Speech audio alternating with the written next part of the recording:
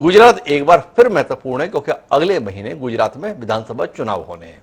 गुजरात के हालात को लेकर भाजपा कितनी सतर्क है इसका अंदाजा इस बात से लगाया जा सकता है कि 4 महीने पहले ही गुजरात में पार्टी ने अपना चेहरा ही नहीं बदला बल्कि सारे चेहरे बदल दिए, पूरा का पूरा मंत्रिमंडल बदल दिया गया। यह बदलाव बता रहा है कि गुजरात के संदर्भ में भाजपा कहीं ना कहीं अपने आप को भंवर में फंसा हुआ महसूस कर रही है। पर वो भंवर किसका है? क्या वो परंपरागत प्रतिद्वंदी कांग्रेस का है या अरविंद केजरीवाल नामक एक चमत्कार जो भारतीय राजनीति में पिछले एक दशक से उभरा हुआ है उसका है? अरविंद केजरीवाल पिछली बार भी गुजरात में बड़ी बड़ी बातें करते हुए दम ठोकते हुए नजर आए थे, लेकिन गुजरात में 29 सीटों पर चुनाव लड़ने वाली आम आदमी पार्टी ने कुल 29,000 वोट प्राप्त किए थे। अर्थात औसत की दृष्टि से बात करें तो 1,000 वोट प्रति विधानसभा। इससे ज्यादा वोट तो नोटा को मिले थे, तकरीबन 3,000 वोट प्रति विधानसभा की दर से नोटा के तहत वोट गिरे थे। जिस आपने 5 साल पहले होने वाले चुनाव में कुल जमा 1,000 वोट प्रति सीट प्राप्त किए थे, वो अरविंद केजरीवाल दावा कर रहे हैं कि इस बार तो सरकार हम बनाने जा रहे हैं। और बात यहीं तक नहीं रुक रही है। अरविंद केजरीवाल इसके संदर्भ में आईबी की रिपोर्ट का हवाला दे रहे हैं। अरविंद केजरीवाल इसके हवाले से यह भी बता रहे हैं कि देश का सबसे पुराना राजनीतिक दल तो 10 सीट भी जीतने नहीं जा रहा है, और इसलिए वो आग्रह साथ में गुजरात के मतदाताओं से ये कर रहे हैं कि भाई जो कुछ भी कर लेना, लेकिन भूले से भी कांग्रेस को वोट मत दे देना, क्योंकि अगर आप कांग्रेस को वोट दोगे तो वोट खराब हो जाएगा। कांग्रेस लगातार ये आरोप लगाती है कि आप भाजपा की बी टीम है, भाजपा ये आरोप लगाती है कि कांग्रेस की बी टीम है, और आप ये आरोप लगाती है कि कांग्रेस और भाजपा मिलजुल कर खेलते हैं। पर कौन किसके साथ खेलता है या तीनों मिलकर जनता के साथ खेलते हैं, ये सवाल बड़ा पेचीदा है। पर फिर भी हम इस गुत्थी को सुलझाने की कोशिश करेंगे, गुजरात के हालात को समझने की कोशिश करेंगे, कि क्या कांग्रेस के लिए इस बार भी राह बड़ी मुश्किल रहेगी, क्योंकि 2017 में कांग्रेस मामूली अंतर के साथ जीतते जीतते रह गई थी, पर वो कांग्रेस अब मुकाबले में भी नहीं है, यह दावा भाजपा और आप दोनों कर रहे हैं। तो जरा एक बार रोचक चर्चा करते हैं गुजरात के मसले को लेकर, गुजरात की जमीनी स्थिति को लेकर। गुजरात से जुड़े हुए तमाम विषय विशेषज्ञ हमारे साथ में मौजूद हैं, उनसे आपका परिचय भी कराते हैं और राजनीति के दिलचस्प विषय पर कुछ बात करते हैं। लेकिन इस सिलसिले को शुरू करें उससे पहले समय है आज के विचार सूत्र का। हमारा आज का विचार सूत्र वृंद सतसई से लिया हुआ है। वृंद रीति काल के कवि रहे, कृष्ण भक्ति के कवि रहे। उन्होंने कमाल के दोहे लिखे, नीति संबंधी दोहे लिखे। तो उसमें से एक दोहा हमें मिला जिसे हम आपसे साझा करते हैं आज के विचार सूत्र के रूप में, जिसके तहत वो कहते हैं कि अपनी अपनी ठौर पर सबको लागे दाव। ये अपनी अपनी ठौर पर सबको लागे दाव, जल में गाड़ी नाव पर, थल गाड़ी पर नाव। अर्थात हर चीज अपने ठिकाने पर ही जचती है, नाव पर सवारी करती है, और वही नाव जब जमीन पर होती है मतलब थल में, तो गाड़ी पर सवार हो जाती है। तो क्या कमाल की बात वृंद जी ने कही थी। ठीक उसी प्रकार से राजनीतिक दलों के संदर्भ में बात है। कौन सा राजनीतिक दल जनता को कहां पर भाता है कौन जान पाता है, जब नतीजा आता है तभी पता चलता है कि जनता के मन में क्या था। बहरहाल अभी कोशिश करते हैं कि गुजरात के संदर्भ में जनता के मन में क्या है। एक सर्वे एजेंसी है सी वोटर, उसने अपनी तरफ से तो क्लेम कर दिया है कि जनता के मन में भाजपा ही भाजपा है, प्रचंड बहुमत से भाजपा आ रही है और बाकी दोनों पार्टियों की हालत बड़ी खराब हो रही है। उसे केवल हम एक संदर्भ के तौर पर जहन में रखते हैं और अपनी चर्चा को आगे बढ़ाते हैं, जिसका हिस्सा बनने के लिए हमारे साथ 4 खास मेहमान हैं। हमारे साथ में सुखप्रीत सिंह मल्होत्रा जी हैं, प्रवक्ता हैं भारतीय जनता पार्टी के। हमारे साथ डॉक्टर अजय उपाध्याय जी हैं, राष्ट्रीय प्रवक्ता हैं कांग्रेस पार्टी के। विकास दवे जी हमारे साथ में हैं, प्रवक्ता है आम आदमी पार्टी के। और दिलीप गोयल जी हैं, वरिष्ठ पत्रकार हैं, तटस्थ राय देने के लिए हमारे साथ गुजरात से जुड़ रहे हैं। आप सभी का स्वागत है। चर्चा की शुरुआत करें उससे पहले एक बयान जो हमारे पास में वो आपसे साझा करते हैं और उसके बाद अपनी चर्चा को आगे बढ़ाते हैं। सूत्रों के मुताबिक आईबी की एक रिपोर्ट आई है।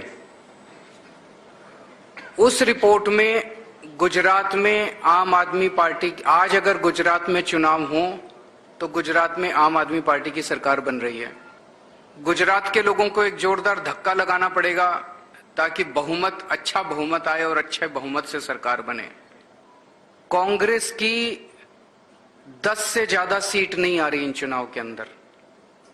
कांग्रेस खत्म हो चुकी है बिल्कुल।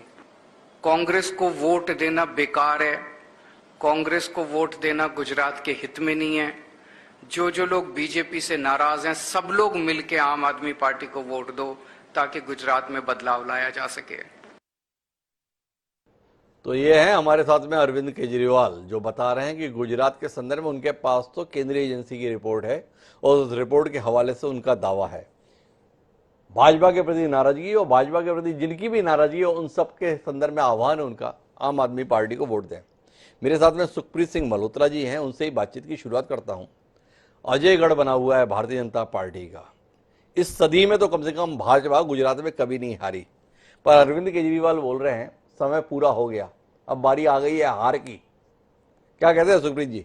अरविंद केजरीवाल को लेकर जैसे आप बौखलाए हुए हैं, उसे देख के लगता भी है कि कहीं कोई बात गंभीरता से है।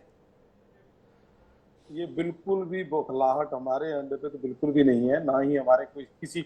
सबसे पहले मैं आपको बताता हूँ कि वहां गुजरात में उनका प्रदर्शन तो दूर की बात है, वहां पहुंचना क्यों हुआ?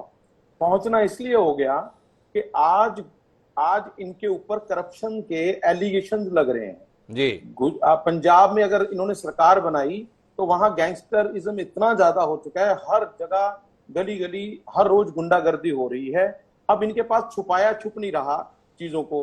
अब कल को एक मिनिस्टर जेल में जा रहा है, दूसरी मिनिस्टर जेल में जा रहा है, तो उनका जो आप अपने आप को ना एंटीसिपेटरी विक्टिमाइज्ड कर रहे हैं। एंटीसिपेटरी जैसे आदमी करता है ना कि मैंने भी मेरे को किसी तरीके ऐसी चीज मिल जाए कि जिससे मैं अपनी इस चीज को छुपा लूं कि मेरे यहाँ पे करप्शन हो रही है, मेरे यहाँ पे मिसमैनेजमेंट है, मेरे यहाँ लॉ ऑर्डर का प्रॉब्लम है।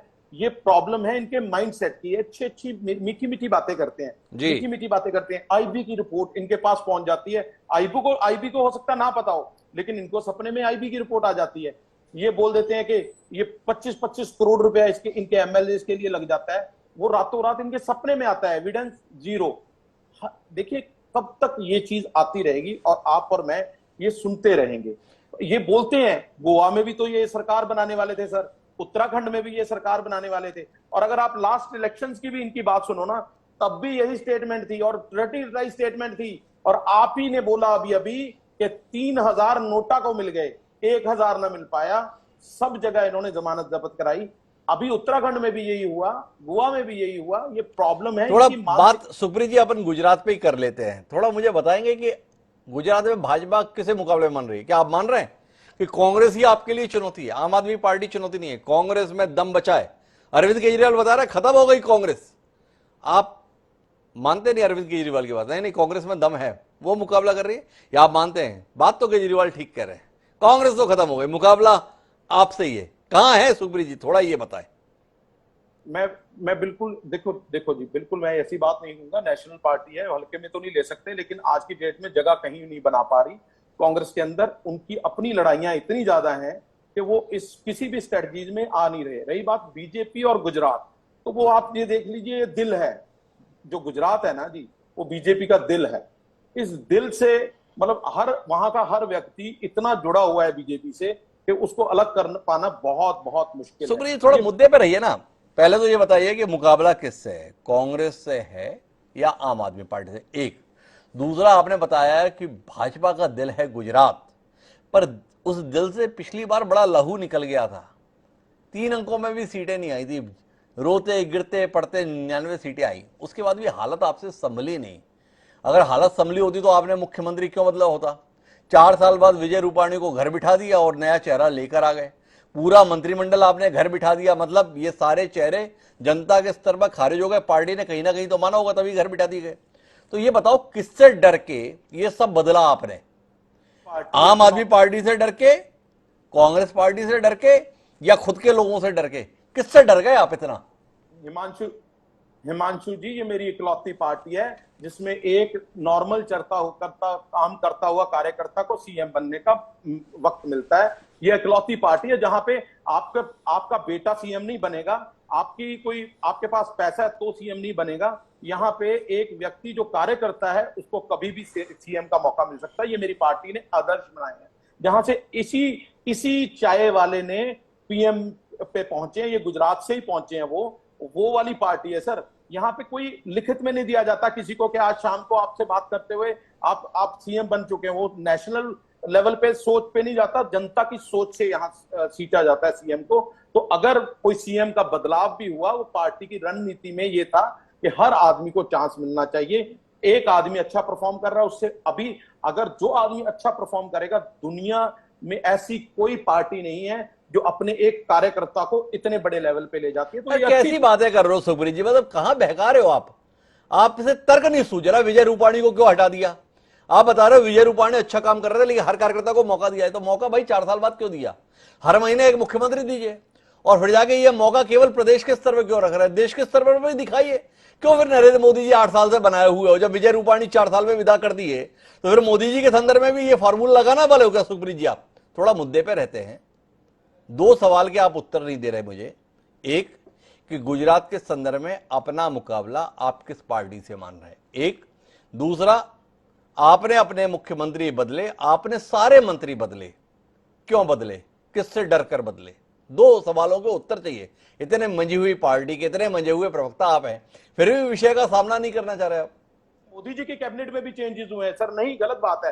हर आदमी को, हर व्यक्ति को मौका मिलना चाहिए। अगर वो कार्यकर्ता जो आस लगा के बैठा, मैं इतने सालों से पार्टी के अंदर हूं, उसको मौका देना गलत कहां है? मुझे ये समझा दीजिए। किसी आदमी को बढ़ाना कभी कोई चीज गलत नहीं है। आप क्या कोई एलिगेशन ढूंढ पाए? आप क्या कोई करप्शन ढूंढ पाए बीजेपी के अगेंस्ट? आप कोई ऐसा मौका बीजेपी ने दे दिया हो आपको जहां पे बीजेपी की स्टेट हो वहां रिपीट ना हो रही हो?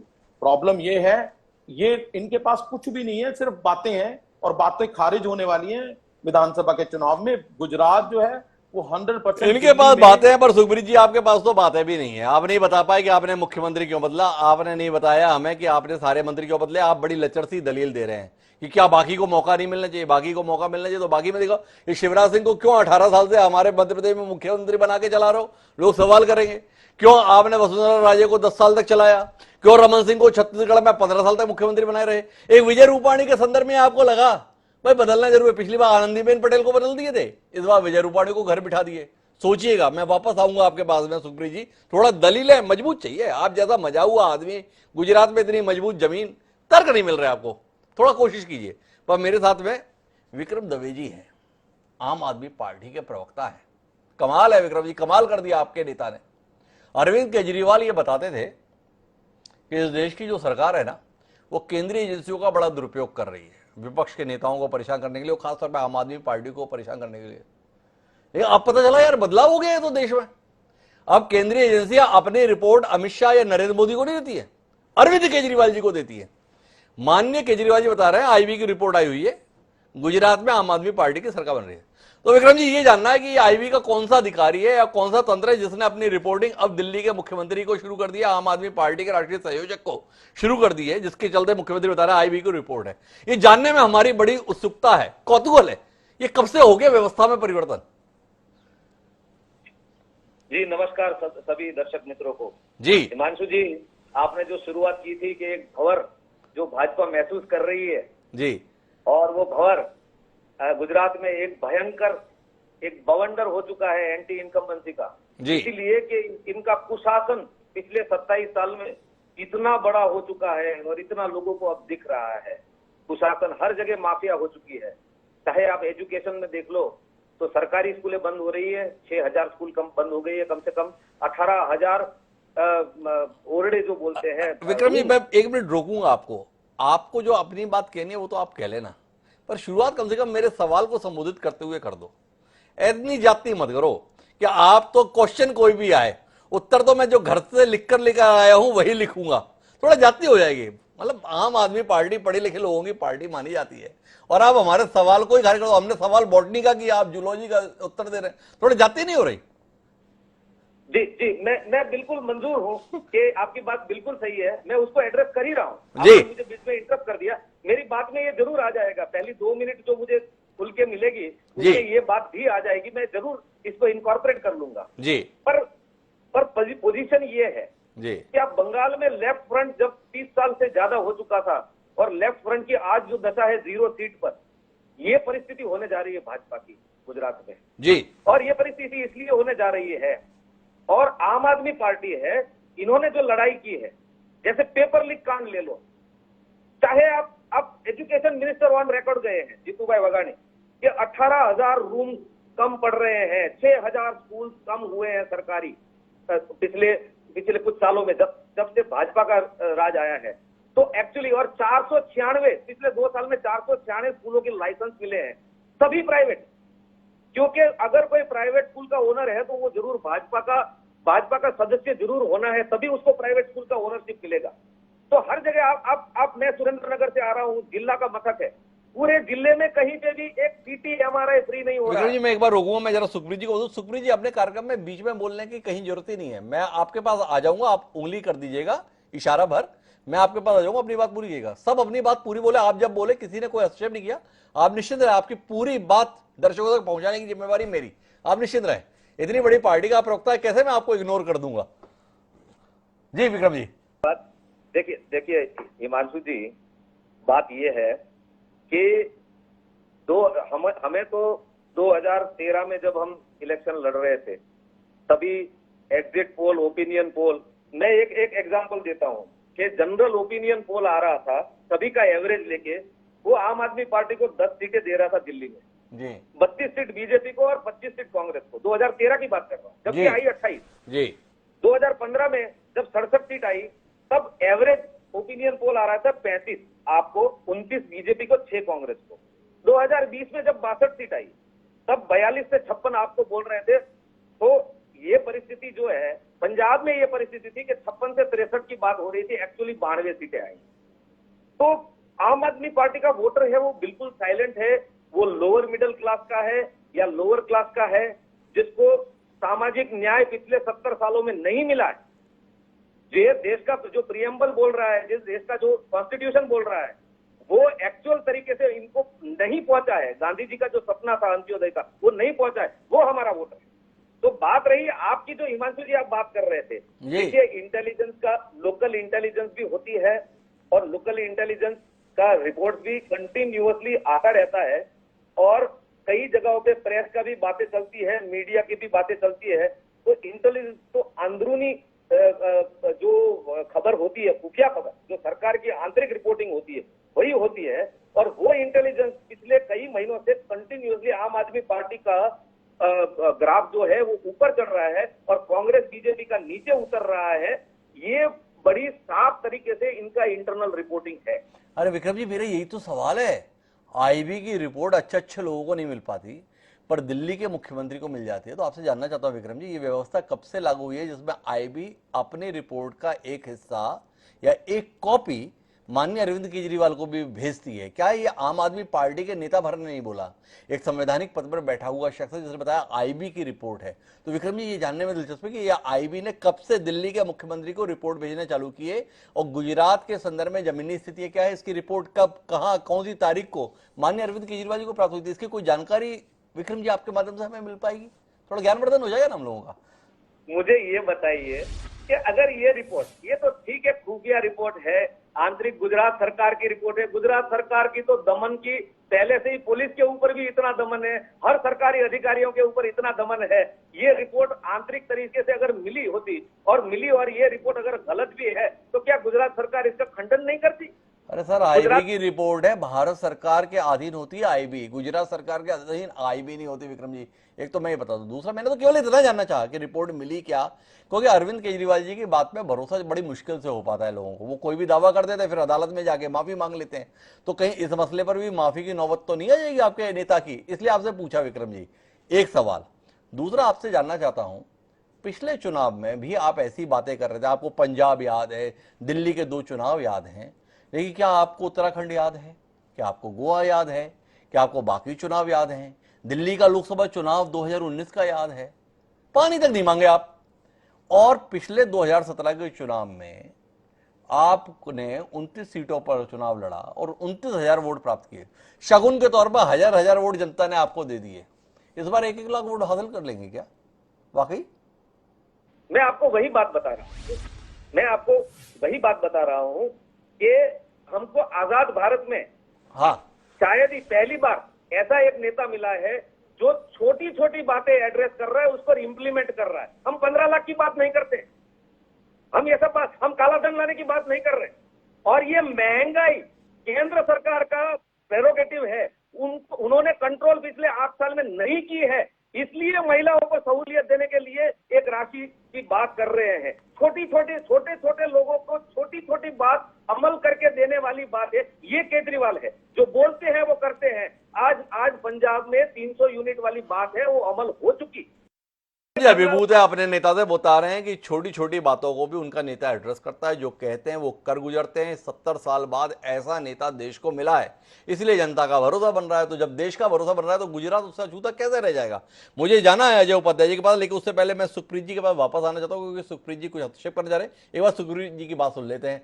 विक्रम जी की बात शायद उन्हें रास नहीं आ रही होगी, ऐसा मुझे लगता है। जी सुखप्रीत जी। बिल्कुल सर, मुझे देखो डॉक्टर हिमांशु जी, ऐसा है कि आपने जो जो इनसे सवाल पूछा, इनसे सारी बातें हो पाई झूठ की दुकान के हिसाब से, पर लेकिन आपके सवाल का जवाब नहीं दे पाए।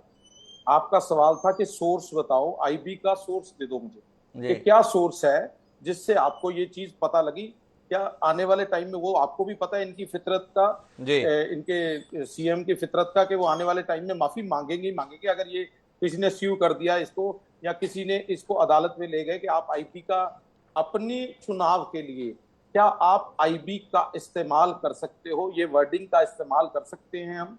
ये बहुत बड़ा क्वेश्चन है सर। दूसरी चीज, हर बार हम कुछ भी मन में आए और बोल दें, तो हमें ये धरातल पे भी देखना पड़ेगा हर चीज को, कि क्यों हम ये नहीं देख रहे कि ऐसी चीजें जो बोली जा रही है। मेरे हिसाब से चुनाव कमीशन को भी इस पे संज्ञान लेना चाहिए और 100% हस्तक्षेप करना चाहिए कि ऐसे कैसे कोई आदमी किसी भी सोर्स को बोल देगा जिसका कोई एविडेंस नहीं है या कोई ऐसी चीज। तो सुखप्रीत जी उसी बात को आगे बढ़ाना चाहते हैं कि आईबी के संदर्भ में ये बोल रहे हैं और कोई तथ्य नहीं दे रहे हैं, इन्हें आगे चल के माफी मांगनी पड़ेगी। कुल मिलाकर आईबी के नाम से अपनी पार्टी के पक्ष में माहौल बनाने की कोशिश कर रहे हैं। मैं वापस आऊंगा विक्रम जी आपके पास में, लेकिन मुझे अभी डॉक्टर अजय उपाध्याय जी से बात करनी है। डॉक्टर अजय उपाध्याय भारतीय राष्ट्रीय कांग्रेस के राष्ट्रीय प्रवक्ता हैं। उनकी पार्टी को सिरे से खारिज कर रहे हैं दोनों राजनीतिक दल।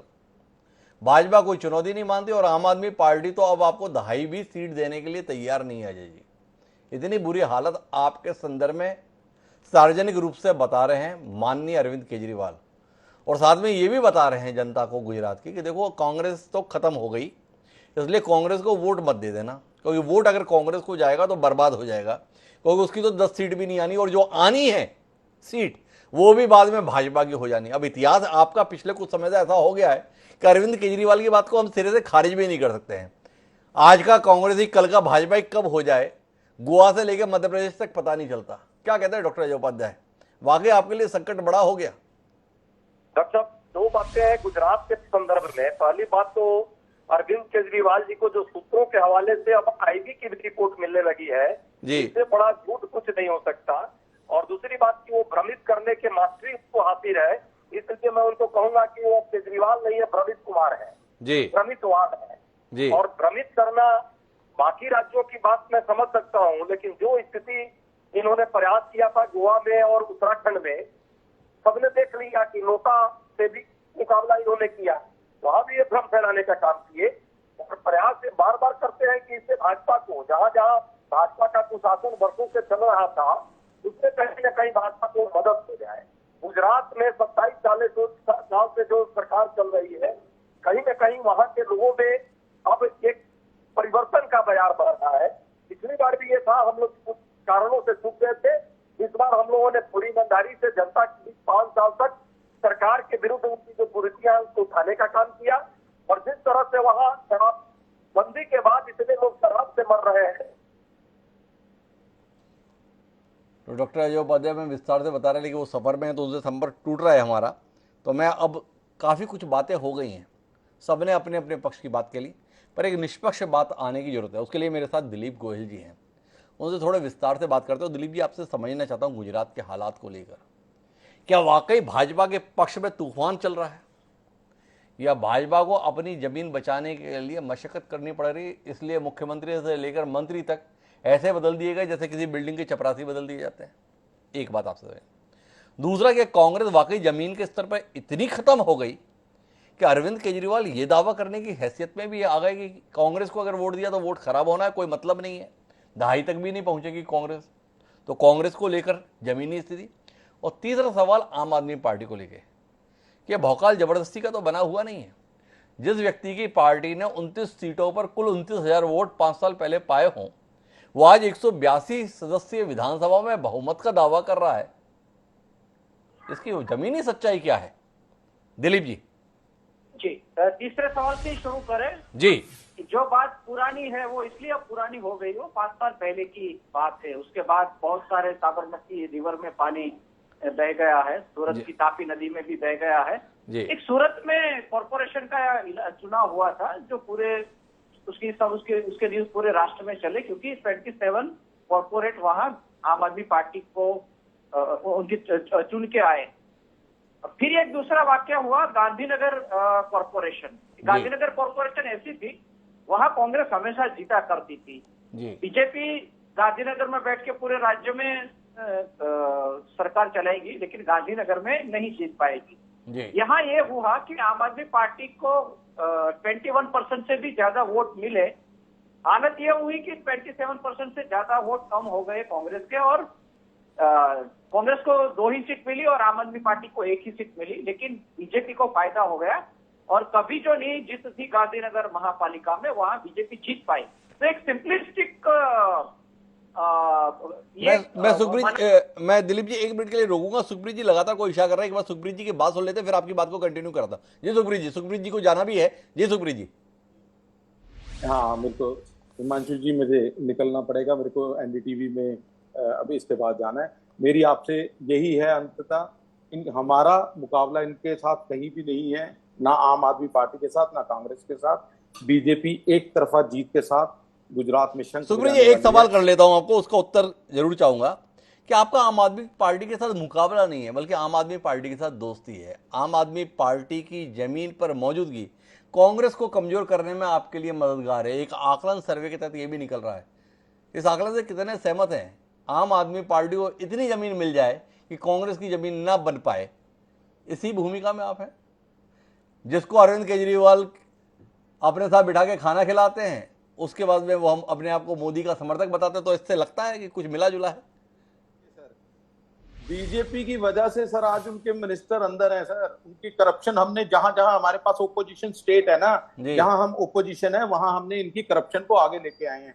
आज बीजेपी की वजह से ये लोग अपने उसमें अंदर हुए हैं, जेल में बैठे हैं। तो बीजेपी का तो आप ये मान लीजिए कि कहीं भी ये 1% भी उनके साथ हमारा। तो सुखप्रीत जी का कहना है कि भाई हम तो इनके मंत्रियों को जेल भिजवाने का काम करते हैं, हम कैसे इनके दोस्त हो सकते हैं। तो सुखप्रीत जी आपका धन्यवाद, लेकिन मैं अपनी बात पूरी करवाने के लिए दिलीप गोयल जी के पास वापस रुक करता हूं। जी दिलीप जी, माफी चाहूंगा, आपको बीच में मुझे रोकना पड़ा। जी ठीक है, मतलब वो गांधीनगर मॉडल की भी हम चर्चा करते हैं गुजरात में, जो एक सिंपलिस्टिक वे था कि आम आदमी पार्टी आगे बढ़ेगी तो उसको कांग्रेस का नुकसान होगा, बीजेपी को फायदा हो जाएगा। वो हुआ गांधीनगर। लेकिन अभी जो सर्वे वगैरह हो रहे, ओपिनियन सर्वे वगैरह, और बाकी जिस तरह से आम आदमी पार्टी ने अभी काम किया है, इनसे हालत ये हुआ है 18% तक उनको वोट मिल रहे हैं। जी, इनका मतलब ये हुआ कि गुजरात में जब भी थर्ड फ्रंट आया तो वो 4% से लेके 12% तक रहा, उनसे आगे नहीं बढ़ा। 12% तक अगर आप है तो किसी को फायदा करोगे, किसी को नुकसान करोगे। लेकिन अगर आपके पास 18% अभी से आ गए, जबकि कैंडिडेट भी डिसाइड नहीं हुए हैं, तो अगर वही आगे बढ़ी ये बात, तो दोनों पार्टी को नुकसान होगा, सिर्फ कांग्रेस को नुकसान होगा। ये कहना अब ठीक नहीं लगता, और इसलिए ठीक नहीं लगता कि जो मुकाबला है आम आदमी पार्टी का वो अर्बन सीट्स पे ज्यादा है, और अर्बन सीट्स में बीजेपी ही सबसे पावरफुल है। तो पहले तो थोड़ा बहुत कांग्रेस का जो नुकसान होगा, इनसे उनकी लीड वगैरह बढ़ जाएगी। लेकिन अगर आम आदमी पार्टी और आगे बढ़ी तो फिर बीजेपी को भी सोचना पड़ेगा। तो ये मान के चलना पड़ेगा कि आम आदमी पार्टी। बिल्कुल। ये मेरा एक सवाल है, आपने ये कहा कि 5 साल पुरानी बात को छोड़िए, 5 साल में साबरमती में बहुत पानी बह गया, पर कैसे बह गया? क्या बारिश बहुत ज्यादा हो गई? अरविंद केजरीवाल और आम आदमी पार्टी गुजरात में जगह बना पाने में कामयाब कैसे हो गई? क्या ऐसा किया जिसके चलते गुजरात के लोग आम आदमी पार्टी की ओर रुख कर रहे हैं? इस आकलन पर आप जैसा अनुभवी पत्रकार पहुंच पा रहा है, क्या ऐसा हुआ? क्या दिल्ली का काम गुजरात तक धमक पहुंचा रहा है? ये तो नरेंद्र मोदी की अपनी व्यक्तिगत विफलता हो जाएगी।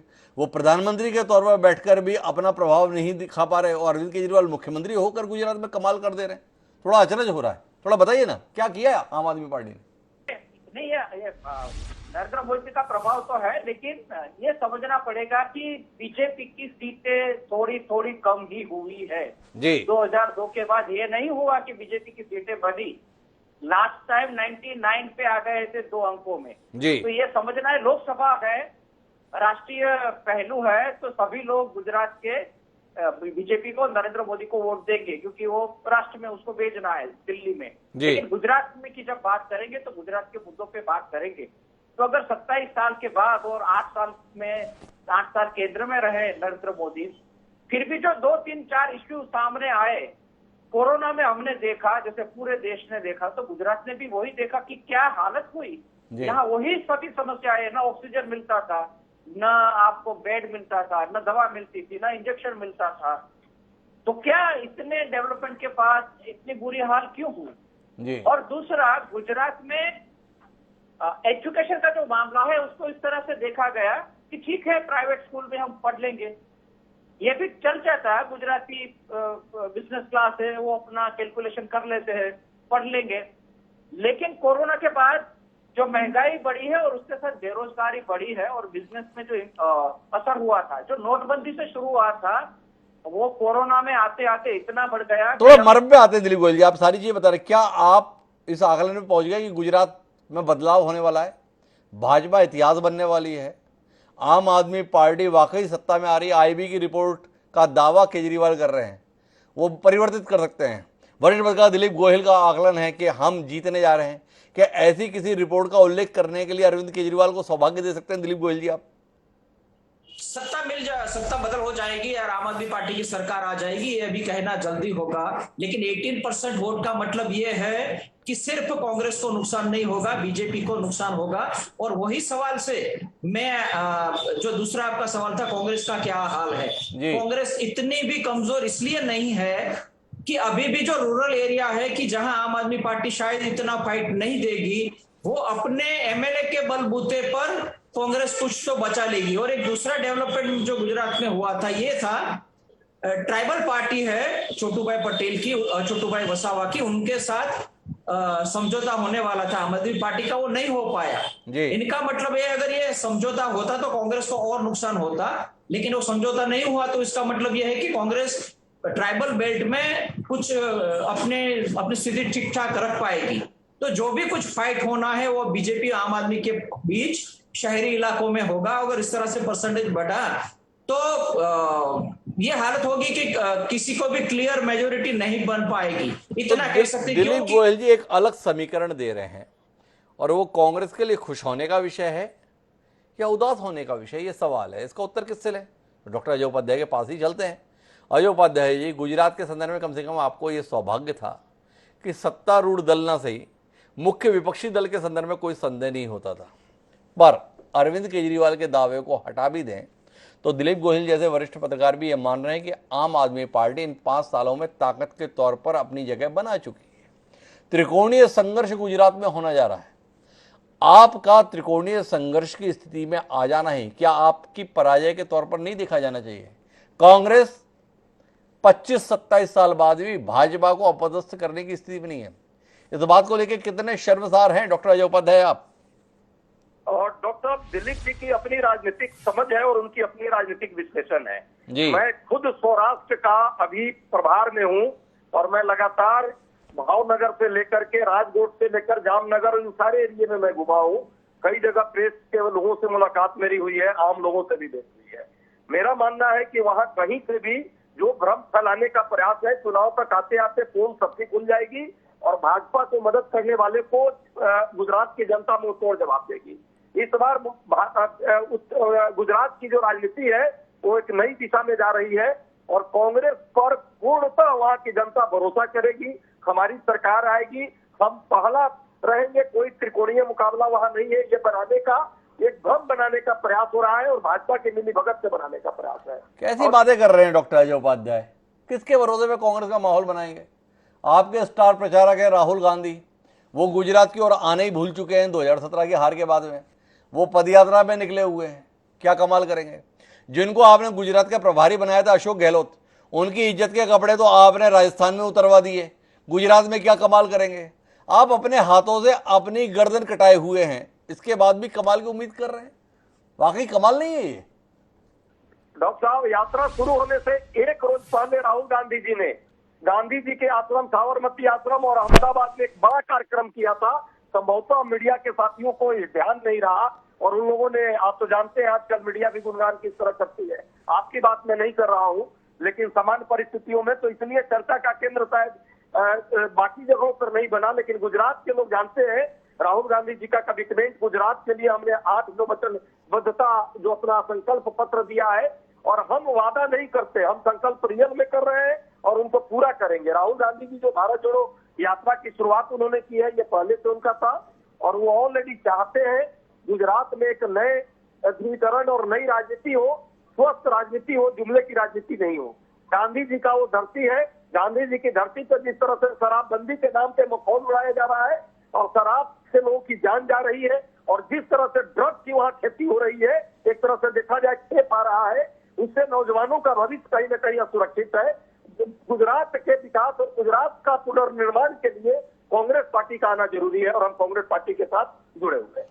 गहलोत जी के संदर्भ में आप एक शब्द न बोले, एक लाइन तो छोड़िए अजय उपाध्याय, इतना खारिज कर दिए अपने संभावित अध्यक्ष जिन्हें मान रहे थे आप। एक जरा से विधायकों ने उनके समर्थन में आवाज क्या बुलंद की, आपने उनका नाम लेना भी उचित नहीं समझा, जो आपके गुजरात के प्रभारी हैं। नहीं, गुजरात के प्रभारी जो हमारे हैं रघु शर्मा जी हैं आज के समय में, और उनको एक ऑब्जर्वर सीनियर नेता के तौर पर उनको बनाया गया है। वो पूरी अपनी कर्तव्यनिष्ठा के साथ, प्रतिबद्धता के साथ कांग्रेस पार्टी के साथ वहाँ समय देंगे और उनका दिशा निर्देश, उनके अनुभव का लाभ कांग्रेस पार्टी को होगा। कांग्रेस पार्टी विजयी होगी। गहलोत साहब पार्टी के प्रति वफादार हैं और पार्टी के प्रति समर्पित हैं। उनका अनुभव पार्टी भी लेगी और उनके नेतृत्व में गुजरात में एक नई पौध आ रही है। कांग्रेस पार्टी का सिर्फ सिस्टम नहीं, बल्कि उससे युवाओं का भविष्य वहां सुरक्षित होगा, किसानों का भविष्य सुरक्षित होगा। जो कॉन्ट्रैक्ट पे लोग काम कर रहे हैं उनको कैसे स्थायीकरण किया जाए, सारे मुद्दों के साथ मैं विक्रम जी के पास चलूं, उससे पहले डॉक्टर अजय उपाध्याय आपसे एक सवाल करना चाहता हूं। भाजपा ने अभी कुछ समय पहले ही अपने मुख्यमंत्री और मंत्री सारे बदल दिए नए लोगों को मौका देने के लिए। ऐसे हमें सुखप्रीत सिंह मल्होत्रा जो भाजपा के प्रवक्ता थे, उन्होंने बताया कि हम हर कार्यकर्ता को मौका देने में यकीन रखते हैं, इसलिए बदलाव किया गया। इस बदलाव के संदर्भ में कोई टिप्पणी करेंगे डॉक्टर अजय उपाध्याय? डॉक्टर साहब, सबको पता है कि किस तरह गुजरात में मुख्यमंत्री ही सिर्फ नहीं बदले हैं, अपने एक एक मंत्रियों को भी बदलना पड़ा इनको, और जिस तरह वहाँ कुशासन चल रहा था उससे जनता नाराज है, ये सबको पता है। और जिस मुख्यमंत्री को इन्होंने बनाया है उसके बारे में भी पूरा देश जानता है कि उनकी क्या स्थिति है, उनको कोई नाम से नहीं जानता। ये एक तरफ से कहीं से कहीं रिमोट से चलाया जा रहा है गुजरात को, और गुजरात की जनता इसको भली बात ही समझ रही है। रिमोट से चलाया जा रहा है गुजरात को, डॉक्टर अजय उपाध्याय का ऐसा कहना है। मुझे विक्रम जी के पास जाना है, पर इस परिवर्तन में एक संक्षिप्त टिप्पणी मैं दिलीप जी की भी चाहता हूँ। भाजपा ने जो ये बदलाव किया दिलीप जी, इसके संदर्भ में कोई दृष्टि देंगे? यह बदलाव कितना सकारात्मक, कितना नकारात्मक? स्थापित नेताओं को घर बिठाकर नए चेहरों को मंत्रालय में बिठा दिया गया, ये बदलाव संकट है या समाधान? नहीं, ये वो जो एक्सपेरिमेंट किया गया था वो फेल रहा है जी। उसका कोई फायदा नहीं हुआ, क्योंकि जब जो सर्वे हुआ इसमें बीजेपी को ज्यादा वोट मिल रहे हैं, लेकिन उसका जो सीएम है उनको बहुत कम लोग पसंद कर रहे हैं, और विजय रूपाणी को और ज्यादा वोट मिल रहा है। इसका मतलब ये वो एक्सपेरिमेंट फेल हुआ, वो इसलिए हुआ था कि सीआर पाटिल जो प्रदेश अध्यक्ष बनाए गए हैं उनकी जिम्मेवारी है 2022 इलेक्शन की। तो जो संगठन और सरकार के बीच समन्वय होना चाहिए वो विजय रूपाणी के समय में नहीं था, इसलिए मजबूरी थी कि सबको बदला जाए। अगर बदलना ही है तो पूरा सब चेहरा बदल दो, ताकि जो पुराने सवाल है वो सामने ना आए और नई बात करे। तो वो एक्सपेरिमेंट फेल हुआ है। और अभी जो कांग्रेस के प्रवक्ता बता रहे तो उनको अशोक गहलोत की बात करनी चाहिए थी, क्योंकि गुजरात में अशोक गहलोत जो बिजी हो गए राजस्थान में और दिल्ली में, उनका भी नुकसान हो गया। 2 वीक का तो कम से कम नुकसान हुआ। जो कुछ चल रहा था गुजरात कांग्रेस में, तो फंड से लेके काफी कुछ वो गहलोत पे निर्भर था। तो ये चुनाव के टाइम पे 2 वीक अगर अशोक गहलोत बिजी हो गए अपने राजस्थान में, तो एक ये भी नुकसान है। ये भी बड़ा नुकसान है, जिसकी ओर हमने सवाल किया था डॉक्टर अजय उपाध्याय से, लेकिन अजय उपाध्याय दाएं बाएं करके अपनी पतली गली से निकलने की कोशिश कर लिए। लेकिन मैं वापस विक्रम जी के पास चलता हूँ। विक्रम जी से जानना चाहता हूँ, बातें बड़ी करेंगे या काम भी कुछ ठोस करेंगे? जिस ऑटो चालक के घर पर भोजन करते हुए तस्वीरें आपने सोशल मीडिया में वायरल की विक्रम जी, उसने 4 दिन बाद आपके दावे की हवा निकाल दी, बता दिया कि लोगों ने कहा था तो मैंने खाना खिला दिया, बाकी समर्थक तो मैं मोदी जी का ही हूँ। अब ऐसी हालत को लेके क्या करेंगे विक्रम जी? हिमांशु जी, एक मुख्यमंत्री जब किसी एक ऑटो चालक जब जी। न्योता देता है, उसके घर खाना खाने जाता है, वो कौन सी पार्टी से बिलोंग करता है, उसकी पॉलिटिकल स्टैंड क्या है, वो जाने बगैर भी जाता है। वो अपने आप में एक बड़ी बात नहीं है जी। लट्ठा कांड में, बोटाज में लट्ठा कांड हुआ, वहां लट्ठा कांड में जो लोग मर गए तकरीबन 80 से 85 लोग, जी। हमारे मुख्यमंत्री साहब को मिलने की उनको आवश्यकता नहीं लगी, एक भी मिनिस्टर को मिलने की आवश्यकता नहीं लगी जो मृतकों थे उनके परिवारजनों को। लेकिन दिल्ली के मुख्यमंत्री और हमारे संगठन के पदाधिकारी जाके मिलते हैं, उनमें उनको क्या आपत्ति होनी चाहिए? एक बात बताइए विक्रम जी, ये कितना बड़ा कमाल नहीं है? संवेदना विक्रम जी, एक सवाल, ये अपने आप में कमाल नहीं है? आप अचंभित नहीं है? जिस दिल्ली के मुख्यमंत्री हैं अरविंद केजरीवाल, वहां पे हजारों ऑटो चालक हैं, वो भी इच्छा के साथ घूम रहे हैं, कभी केजरीवाल जी आए हमारे घर में भी खाना खाएं। वहां खाना खाने के लिए समय नहीं निकाल पाते केजरीवाल जहां के मुख्यमंत्री हैं, पर गुजरात में आते हैं और एक ऑटो चालक के घर खाना खाने का समय इसलिए निकाल लेते क्योंकि एक ऑटो चालक ने इच्छा जताई मेरे घर खाना खाएं। ये चुनाव का कमाल है या उदारता का? थोड़ा बताइए ना विक्रम जी, बड़ी दिलचस्पी है मेरी। बड़ा अचरज ये लग रहा है कि भारतीय जनता पार्टी जो 27 साल से शासन में है, उनको प्रश्न पूछने के बदले वो भारतीय जनता पार्टी के प्रवक्ता मुझे प्रश्न पूछ रहे थे, आपका स्थान ले रहे थे, ना कि हालांकि बात तो ये है कि उनको जवाब देना है क्योंकि 27 साल से वो शासन में है, लेकिन ये डिबेट में तो कुछ उल्टी ही गंगा बह रही थी। तो मुझे एक अचरज ये लगा है क्योंकि हमारी लोकतंत्र की प्रणाली ये है कि हम सत्ता पक्ष को प्रश्न पूछेंगे, हम सब मिलकर भारत बनाएंगे, चाहे कोई भी हमारा आइडियोलॉजी कहीं पे भी अलग हो, लेकिन देश तो हमारा है, मुख्यमंत्री हमारा है। आज दुख की बात यह है कि हमारे super chief minister PR Patil साहब को विजय रूपाणी जी रास नहीं आ रहे थे, इसलिए देश की हिस्ट्री में पहली बार, देश के इतिहास में पहली बार ऐसा हुआ है कि एक कभी नहीं मंत्री भी नहीं बना हो ऐसा आदमी सीधा चीफ मिनिस्टर बना दिया जाता है। कमाल हो गया, जिस गुजरात से पहले कभी सांसद नहीं बने वो सीधे प्रधानमंत्री के तौर पर शपथ ले लिए, इस पे आपको अचरज नहीं हुआ? एक व्यक्ति विधायक रहते हुए मुख्यमंत्री बन गया, इसमें आपको अचरज हो रहा है? इसमें अचरज की क्या बात है भाई? देश के संविधान में व्यवस्था है, उसके तहत बन गए। पर आप मेरे सवाल का उत्तर नहीं दे विक्रम जी, मुझे इसमें बहुत नाराजगी है आपसे, मैं बहुत दुखी हूँ, बहुत आहत हूँ। मैंने पूछा भाई, दिल्ली के मुख्यमंत्री अरविंद केजरीवाल, वहां के ऑटो चालक हजारों हैं, इच्छा रख रहे हैं केजरीवाल जी आए हमारे घर में भोजन करें, उनकी इच्छा का सम्मान नहीं, पर हजारों किलोमीटर की यात्रा करके गुजरात आते हैं और एक ऑटो चालक बोलता है मेरे घर भोजन करें, केजरीवाल पहुंच जाते हैं। ये वाकई मन की उदारता है या चुनाव का कमाल है? इसके संदर्भ में विक्रम जी कुछ तो कहिए, ऐसे कैसे मौन रह के चले जाना चाहते हैं आप? तो ये कैसे चलेगा हिमांशु जी, हम तो आपके गेस्ट होके आए हैं, आप मुझे कम से कम बात तो करने दीजिए। अरे बात कर तो रहे आप, जितना आप बोलने जा रहे उतना बोल रहे, मेरे सवाल का भी तो उत्तर दीजिए ना। आप मेरे सवाल का उत्तर देने के स्थान पे सब कुछ कहना चाहते हैं, मुझे केवल इतना बता दीजिए, मैं फिर दोहरा रहा हूं, तीसरी बार सवाल है और आप नहीं देना चाहेंगे तो कोई शिकायत भी नहीं होगी आपसे, दर्शक तय करेंगे कि अरविंद केजरीवाल दिल्ली के सम्माननीय मुख्यमंत्री दिल्ली में रहते हुए किसी ऑटो चालक के आह्वान पर उसके घर खाना खाने नहीं जा रहे हैं, पर गुजरात में आकर एक ऑटो चालक बोलता है भोजन कीजिए मेरे यहाँ पर, वो पहुंच जाते हैं। ये वाकई मन की उदारता का कमाल है या चुनाव का कमाल है? इसके संदर्भ में कोई दृष्टि होगी विक्रम दवे जैसे नफीस प्रवक्ता की, तो उसके संदर्भ में कुछ कहिए ना। मुझे हिमांशु जी ये बताइए कि किसी आदमी ने ऐसा बोला कि मेरे घर पे खाना खाने आइए, तो उसमें आपत्ति क्या है? अगर क्या आपने कवरेज अच्छा दे दिया उसको, वो अलग बात है, हो सकता है वो गए होंगे दिल्ली में भी कवरेज नहीं मिला होगा। तो सवाल ये नहीं है, सवाल ये है कि किसी के घर गए उसको कितना दबाया गया, वो ऑटो चालक को कितना दबाया गया जी, उसका आइडियोलॉजी जो है वो चेंज करवाया गया हमारे।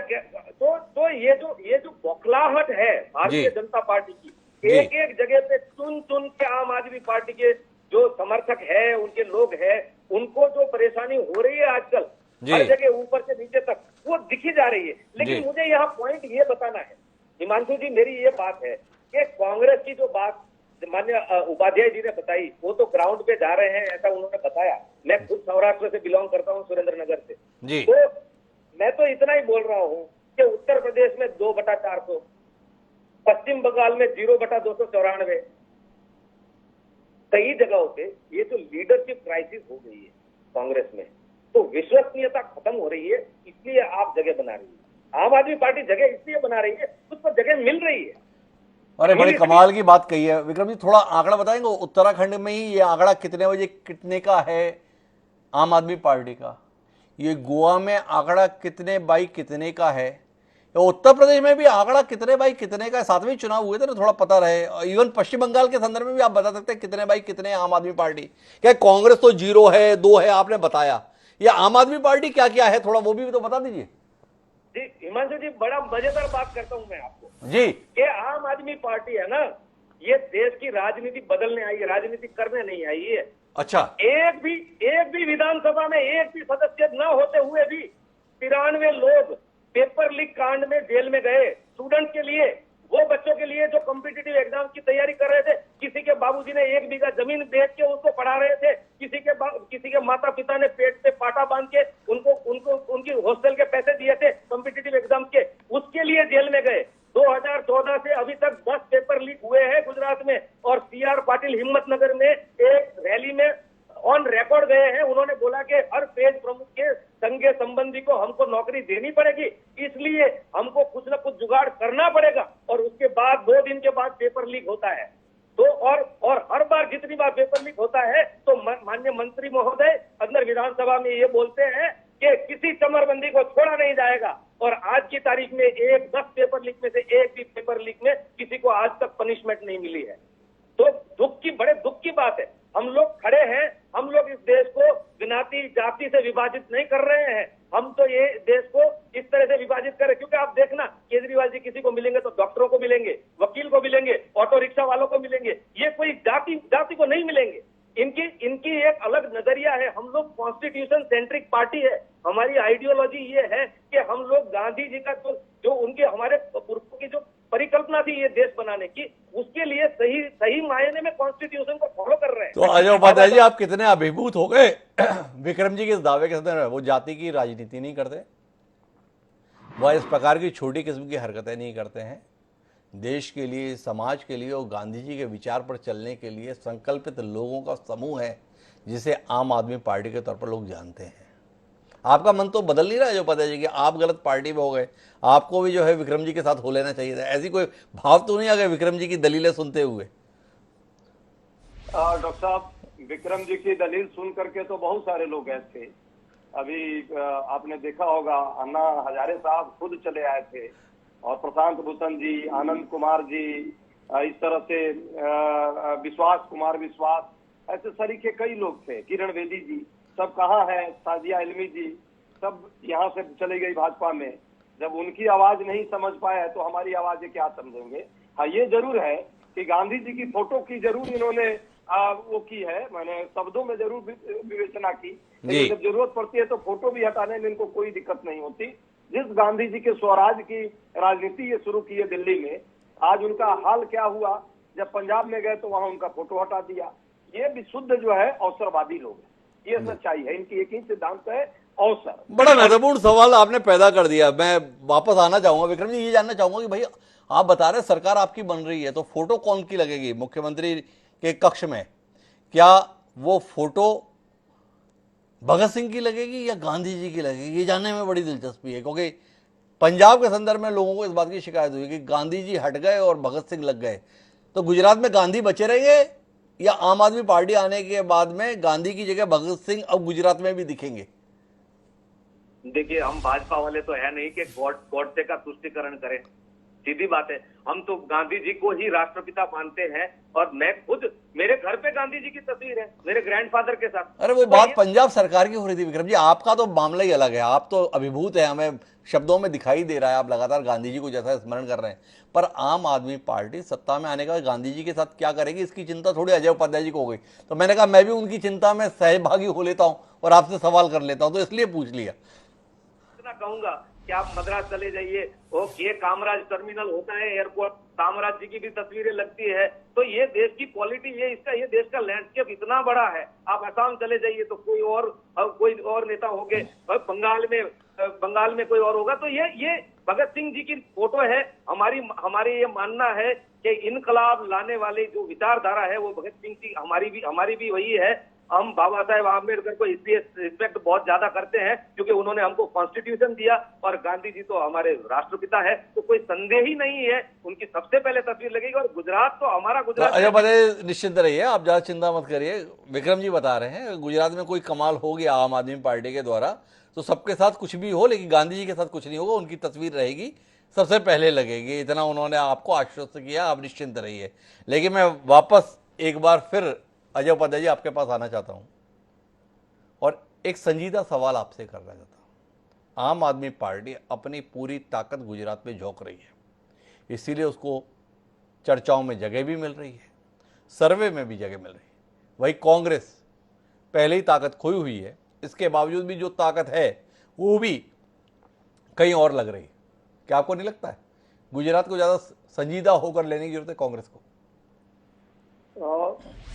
डॉक्टर साहब, हम लोग संजीदा होकर के चुनाव लड़ रहे हैं, पहली बात। दूसरी बात, हमारी ताकत जो है राज्य का चुनाव है, राज्य के लीडर्स और देश के लीडर्स जो हमारे वहां पे जाकर समय दे सकते हैं वो लोग ईमानदारी से दे रहे हैं। भारत जोड़ो यात्रा जो है वो भी कहीं ना कहीं राष्ट्र और समाज के हित में ही है और गुजरात के लोगों के हित में भी है। जब नफरत और द्वेष रहेगा जिस राज्य में हिंसा का माहौल रहेगा, जिस राज्य में गांधी जी जैसे लोगों का आदर्श नहीं चलेगा, उस राज्य से क्या विकास की आशा की जाएगी? जिस तरह से पिछले 27 वर्षों में एक एक करके लोगों की आशाओं के विपरीत काम की गई है गुजरात में। लोगों को लगा शुरू में अपार समर्थन भी दिया, ऐसा नहीं है नहीं दिया भाजपा को, लेकिन भाजपा ने क्या किया?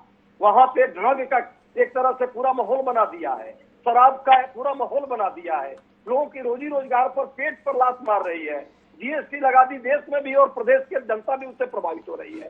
तो हम लोग उन सारे मुद्दों को लेकर के जनता के बीच गांव-गांव में जा रहे हैं। हाँ, एक कमी जरूर है, मैं स्वीकारता हूं डॉक्टर साहब, हम विज्ञापन वाले नहीं है, हमारे पास विज्ञापन के लिए पैसे नहीं है, इसलिए हमारे पास मीडिया उस लेवल पर साथ नहीं देती और ना हम झूठ बोल पाते हैं। झूठे सूत्रों के हवाले से हमारे पास कोई आईबी की रिपोर्ट नहीं आती है, हमारे पास झूठे वादे भी नहीं आते हैं हमें।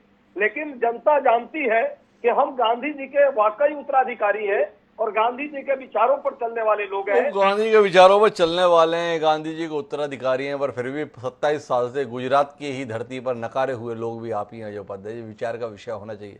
गांधी जी के उत्तराधिकारियों को गांधी की धरती पर गांधी के ही लोगों के द्वारा क्यों लगातार नकारा जा रहा है? सवाल तो होना चाहिए। लेकिन मैं अब आखिरी टिप्पणी के लिए दिलीप गोयल जी आपके पास आना चाहता हूँ और आपसे ये जानना चाहता हूँ कि द्विकोणीय से त्रिकोणीय संघर्ष में तब्दीली भाजपा के लिए कितनी सुविधाजनक है? भाजपा पिछली बार मुश्किल में थी, जीती ये अच्छी बात है, पर जीती बड़ी मुश्किल से थी। क्या ये त्रिकोणीय संघर्ष भाजपा की राह आसान कर रहा है या कुल मिलाकर जनता के लिए मुश्किल पैदा कर रहा है? आखिरी सवाल आपसे। जैसे बता दें, त्रिकोणीय अगर होता है तो बीजेपी को सीधा सा फायदा दिखाई देता है। वो एक सिंपलिस्टिक वे में है क्योंकि 1975 में और 1977 में थोड़ा सा त्रिकोणीय था और 1990 में 1990 में जनता दल था। इसके बाद गुजरात में कभी नहीं हुआ। तो बीजेपी को तो फायदा दिखाई दे रहा है और उसकी सीटें भी वैसे बढ़ रही है। लेकिन मेरा ये मानना है जब कैंडिडेट डिसाइड हो जाएंगे और कांग्रेस में या कुछ एक्सपेरिमेंट होते या तो बीजेपी शायद जिस तरह सरकार में प्रधानों को बदल दिया इस तरह से कैंडिडेट भी बदल देगी, नए एमएलए को लाएंगे तो क्या होगा? तो वो जब डिसाइड हो जाएंगे कैंडिडेट तब ये चित्र बन सकता है कि सिर्फ बीजेपी को फायदा ना हो, बीजेपी को थोड़ा बहुत नुकसान भी हो सकता है। तो मैं ये नहीं मानता कि अभी जो स्थिति है उसमें सीधा सा फायदा बीजेपी को है। लेकिन जिस तरह से कॉन्टेस्ट जैसे आगे बढ़ेगा और कुछ चीजें स्पष्ट हो जाएगी तो ये दोनों तरफ नुकसान करेगी। आम आदमी पार्टी दोनों तरफा नुकसान कर सकती है। सिर्फ कांग्रेस को नुकसान करेगी और बीजेपी ज्यादा सीटें ले जाएगी, ऐसा मुझे तो नहीं लग रहा। तो कुल मिलाकर हम इस पूरी बातचीत के मर्म को देखें तो 2-3 बातें निकल कर आती हैं। एक, इस पैनल के अंदर चर्चा में ये बात निकल कर आती है कि भाजपा कोई क्लीन स्वीप नहीं करने जा रही है। गुजरात में भाजपा लगातार डिटेरियोरेट हुई है, सत्ता में बनी रही है लेकिन उसकी हैसियत लगातार घटती गई है और वह स्थिति अभी भी बरकरार है। तो एक कड़ा मुकाबला गुजरात के संदर्भ में है। दूसरी महत्वपूर्ण बात यह है कि आम आदमी पार्टी की मौजूदगी दो स्थापित राजनीतिक दलों के लिए चुनौती है, चाहे वो भारतीय जनता पार्टी चाहे भारतीय राष्ट्रीय कांग्रेस है। तीसरी महत्वपूर्ण बात यह है कि आम आदमी पार्टी को कम से कम गुजरात के संदर्भ में अब चुनौती के तौर पर तो देखा जा रहा है। सीटों की शक्ल में वो क्या कुछ कमाल करेगी ये तो परिणाम ही बताएंगे, लेकिन वह चुनाव परिणाम में अपनी उपस्थिति दर्ज करा रही है, ये साफ तौर पर दिखाई दे रहा है। अब आम आदमी पार्टी की मौजूदगी भाजपा के लिए कितने फायदेमंद और कितने नुकसानदायक और कांग्रेस के लिए कितनी फायदेमंद कितनी नुकसानदायक, ये रहस्य के गर्भ में है। लेकिन इतना तय है कि गुजरात एक दिलचस्प राजनीतिक मुकाबले के लिए तैयार हो चुका है, जिसके 3 किरदार अपना अपना दम ठोकेंगे। देखें ये दम किस तरीके का नतीजा दे पाएंगे। आप सभी मेहमानों का बहुत बहुत धन्यवाद हमारे साथ चर्चा का हिस्सा बनने के लिए। समय है अब आज के शेर का। जिस प्रकार की उलझन गुजरात के संदर्भ में, वैसी उलझन भरा हमारा शेर है। हमारा शेर कहता है कि चेहरे में है आईना कि आईने में चेहरा, चेहरे में है आईना कि आईना में चेहरा, मालूम नहीं कौन किसे देख रहा है। इफ्तिखार इमाम सिद्दीकी ने यह शेर लिखा था। गुजरात के संदर्भ में मुफीद है, पता नहीं कौन सी पार्टी किससे लड़ रही है और किसकी मदद कर रही है। कुल मिलाकर इतना है कि भाजपा बताती है कि आप कांग्रेस की मदद कर रही है, कांग्रेस बताती है कि आप भाजपा की मदद कर रही है, वो आप बताती है कि कांग्रेस और भाजपा मिलकर हमारे संदर्भ में परेशानी पैदा कर रही है। तो सब दूसरों को जिम्मेदार ठहरा रहे हैं, पर खुद के लिए क्या संभावनाएं बना रहे हैं, इसके लिए परिणाम का इंतजार करेंगे। अभी तो चुनाव का ऐलान होना बाकी है, तो परिणाम तो बहुत दूर की बात है।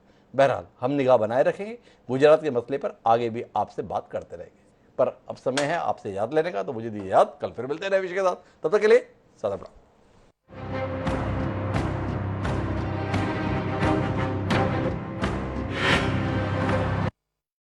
दंतकांति सेंसिटिव दांतों व मसूड़ों की मजबूती व सेंसिटिविटी का इंस्टेंट सॉल्यूशन और दंतकांति नेचुरल व दंतकांति एडवांस है।